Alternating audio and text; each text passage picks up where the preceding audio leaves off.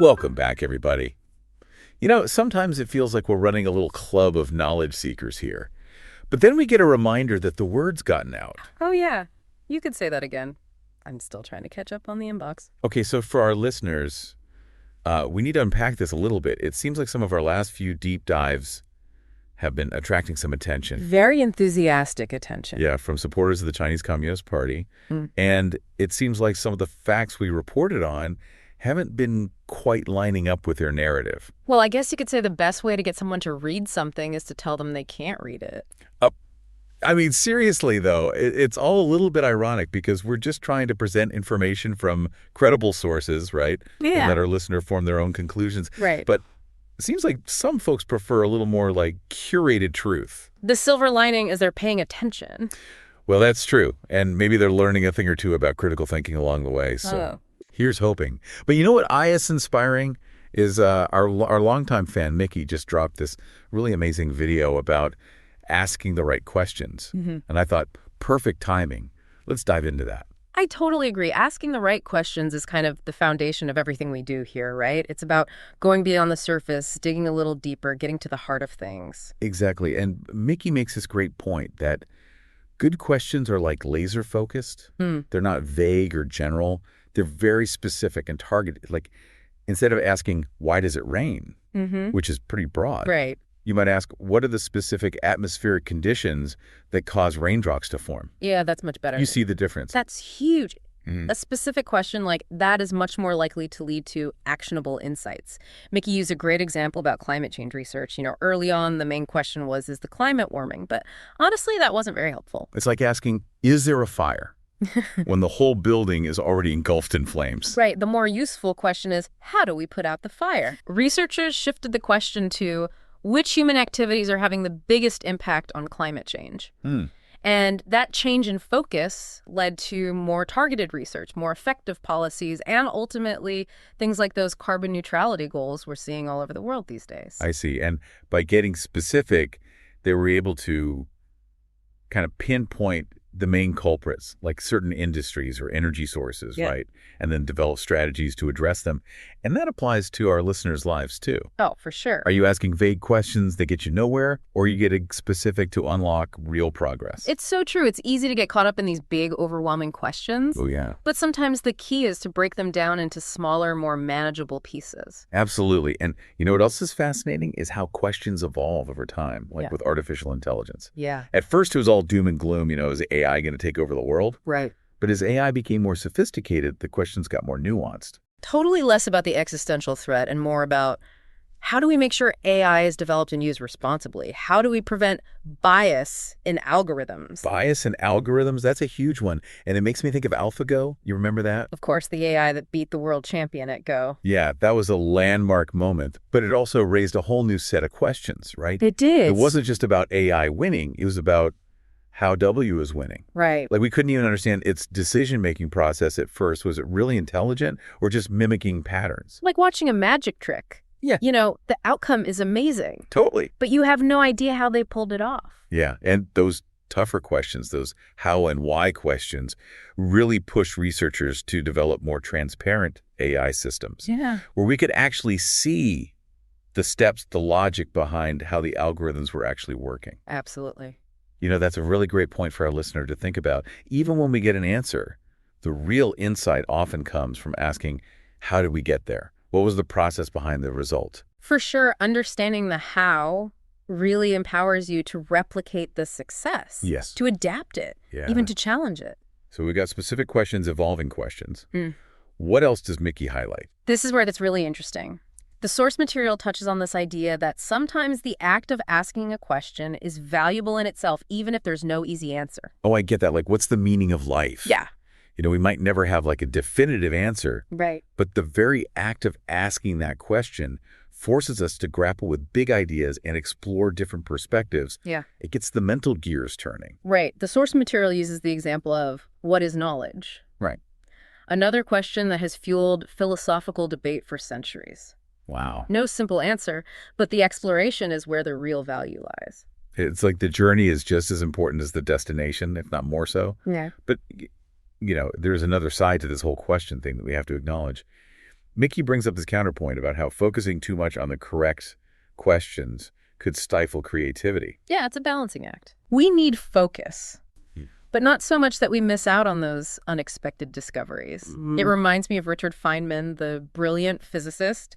Oh, yeah. He was all about exploring those weird questions, the ones that nobody else was asking. He believed that's where true breakthroughs happen. It's like that saying, the most interesting questions are the ones that don't have answers yet. Exactly. That's the beauty of it, right? Yeah. It's a constant exploration, a back and forth between focused inquiry and open-minded curiosity. So what does this all mean for us, the question askers of the world? Good question. Where do we strike that balance between, focused questions and just kind of letting our minds wander? Well, maybe that's the question we should all be asking ourselves. What kind of question are we asking? Are they leading us somewhere? Are they helping us learn and grow? Or are they just keeping us stuck in those same old ruts? Whoa, that's deep. And you know what? Yeah. That's the perfect place to pause and let our listener ponder that for a moment. Yes, we'll be back in a flash to tackle even more mind-blowing insights. Welcome back, everyone. As we were talking about the importance of asking the right questions, it reminded me of this fascinating study I came across. Oh, tell me more. It found that people who ask more questions, especially in conversations, are actually perceived as more likable and competent.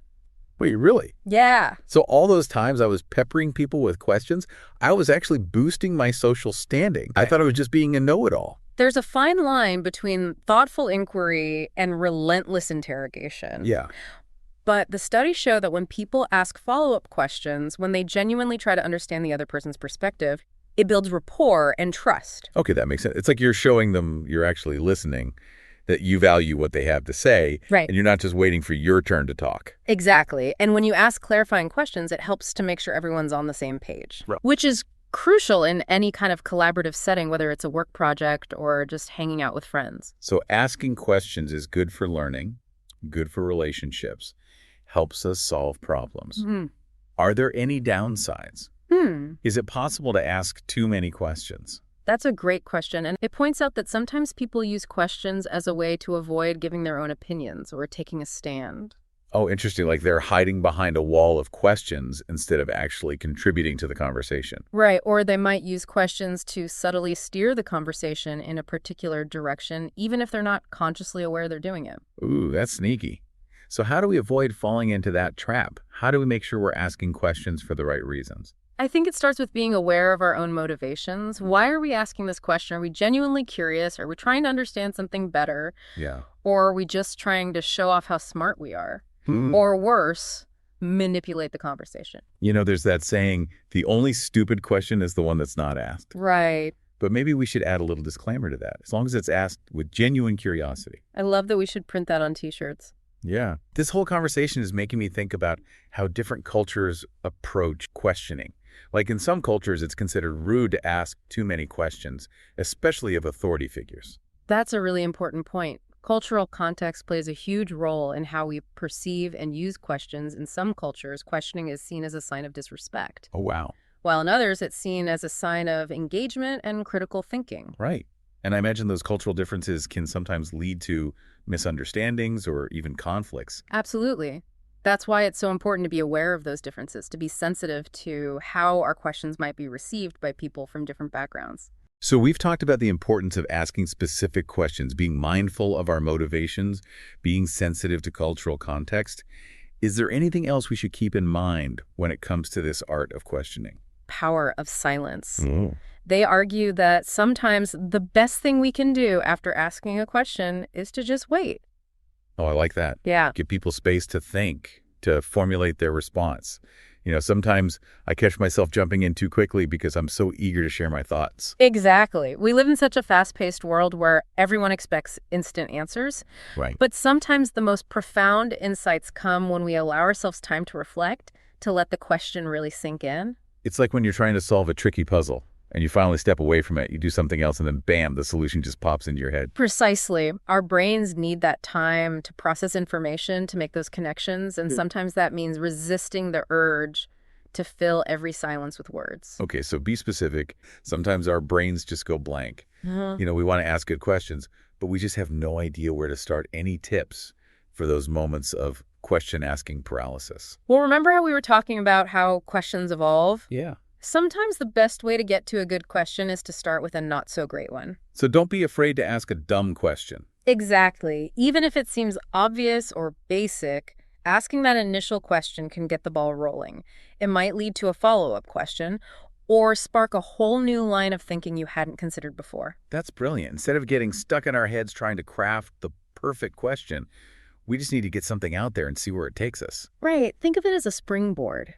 That initial question might be a little wobbly. Yeah. But it can launch you into a whole new realm of inquiry. You know, I'm starting to see how this whole asking questions thing is so much more than just a way to get information. It's a tool for learning, for connecting with others, for pushing ourselves to think differently. Couldn't agree more. It's about embracing curiosity, challenging assumptions, and being open to new possibilities. So how do we cultivate that question-asking mindset? How do we become better question askers in our daily lives? Well, I think it starts with paying attention. Paying attention to what? To everything. To the world around us, to the people we interact with, to our own thoughts and feelings. The more observant we are, the more we'll start to notice things we don't understand, things that spark our curiosity. That makes sense. The more we pay attention, the more we realize how much we don't know, which leads to even more questions. Exactly. And don't be afraid to ask those questions, even if they seem silly or naive. Remember, every expert was once a beginner. Right. And every breakthrough started with a question. I'm feeling so inspired right now. This deep dive has got my brain firing on all cylinders. Me too. But before we get too carried away, we need to take a quick pause to let our listener catch their breath. Take a sip. We'll be back in a moment with the final part of our exploration into the art of asking the right questions. Stay tuned. Okay, we're back and ready to wrap up this question-asking extravaganza. This whole deep dive has got me thinking. We've talked a lot about how to ask good questions. But what about answering them? Is there an art to that too? Oh, absolutely. In fact, and it's something I've given a lot of thought to over the years, a good answer is clear and concise and relevant to the question. Right. Don't go off on some tangent about your cat's birthday when someone asks you for directions. Exactly. And just as important, a good answer is honest. Yeah. If you don't know the answer, it's perfectly okay to say, I don't know, but I can try to find out. Honesty is key. But sometimes even when we do know the answer, it can be tricky to explain it in a way that's both accurate and easy for other people to understand. You're so right. And that's where things like analogies and examples can be super helpful. They can make even the most complex ideas relatable and engaging. I love a good analogy. Instead of explaining quantum physics with a bunch of complicated equations, you could say something like, imagine a tiny ball that can be in two places at once. Exactly. It's a way to bridge that gap between the abstract and the concrete to make those complex ideas click for people. So we've got asking good questions, answering them. Well, what else do we need to kind of master the art of communication? About the importance of listening. Oh, yeah. True communication is a two-way street. It's not just about asking and answering questions. Right. It's about really hearing what the other person is saying and responding in a thoughtful and empathetic way. So it's not just waiting for our turn to talk, but actually absorbing what the other person is communicating, both verbally and non-verbally. Exactly. Paying attention to their tone of voice, their body language, the subtle nuances in their words, picking up on those unspoken cues that add so much depth to the conversation. If you're not truly listening, you're missing half the conversation. And you're probably not going to ask very insightful questions or give very helpful answers. Couldn't agree more. Listening is the foundation of effective communication. It allows us to build trust, to understand different perspectives, and to have more meaningful interactions in all areas of our lives. Wow, this has been such an eye-opening conversation. Really? I feel like I've learned so much about the power of questions, the importance of listening, and just the art of communication in general. I agree. It's like we've unlocked a secret code to better conversations and deeper connections. Me too. And I think it all comes back to that sense of curiosity. If we can stay curious, we can keep asking questions and seeking answers, we'll never stop learning and growing. I couldn't have said it better myself. And speaking of curiosity, if you, our dear listener, want to explore even more thought-provoking ideas, you absolutely need to check out Micky's YouTube channel, Mickytolife. Yes, it's full of fantastic content on everything from travel and whiskey to insightful conversations that will make you think differently about the world. Seriously, Micky is a gem, so go subscribe Hit that notification bell and get ready for your mind to be expanded. And with that, another deep dive comes to a close. A huge thank you to our amazing listener for joining us on this journey of exploration. Yes. We hope you found it as insightful and thought-provoking as we did. Until next time, stay curious. Keep asking those brilliant questions. And remember, the best conversations are the ones that leave you wanting more.